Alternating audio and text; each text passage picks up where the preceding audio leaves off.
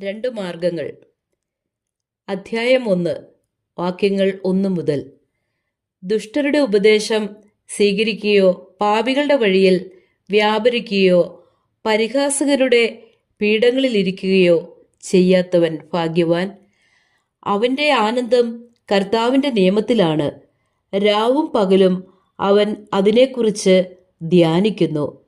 നീർച്ചാലിനരികെ നട്ടതും യഥാകാലം ഫലം തരുന്നതും ഇല കൊഴിയാത്തതുമായ വൃക്ഷം പോലെയാണ് അവൻ.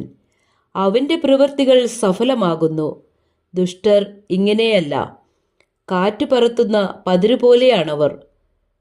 ദുഷ്ടർക്ക് ന്യായവിധിയെ നേരിടാൻ കഴിയുകയില്ല. പാപികൾക്ക് നീതിമാന്മാരുടെ ഇടയിൽ ഉറച്ചു നിൽക്കാനും കഴിയുകയില്ല. കർത്താവ് നീതിമാന്മാരുടെ മാർഗം അറിയുന്നു, ദുഷ്ടരുടെ മാർഗം നാശത്തിൽ അവസാനിക്കും.